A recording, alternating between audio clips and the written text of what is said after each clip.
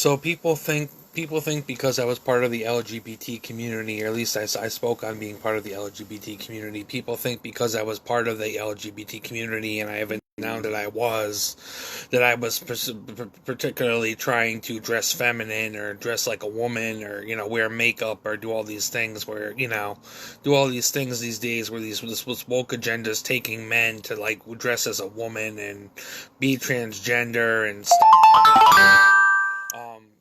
I don't really dress transgender. I don't really do that, but people assume that, oh, I'm transgender, I'm this, I'm that, because obviously I came out as gay. I was just a guy that liked guys and masculine men, and some of that had to do with my childhood traumas. But all these women are judging me because, oh, he's like, oh, he's gay and he wears makeup or this and that, which is not necessarily true. And that's the first thing that people's mind goes to when they hear, oh, he's gay, he might secretly be cross dressing and stuff. The only time I really bought anything that a woman actually would have worn, and the reason why for that is because I got a little bit of a fetish thing going on.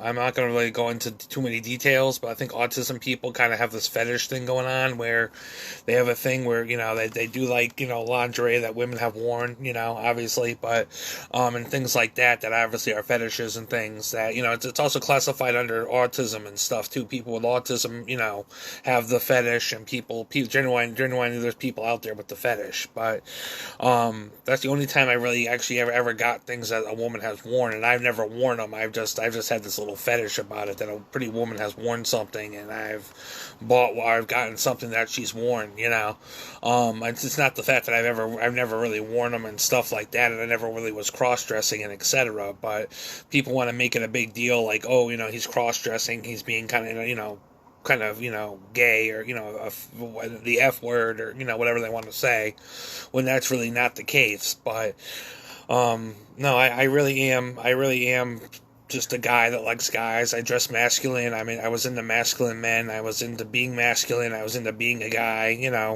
I had some of the LGBT stuff that I used to wear, but I mean, it was more representing the gay community than the bisexual community, because when I bought it at the time, there wasn't very much that represented the bisexual community, so I had to buy the gay stuff because it also showed that I like men, but it didn't really show the fact that I also liked women, and there was a huge issue with that, with the product marketing and stuff at the time of what was being produced and what was being put out there. So my phone's gonna die soon too. So if it dies in the middle of this, I might do a part two. I might not. But basically what the productivity about what was being put out there, and so basically, I mean, everybody could be. There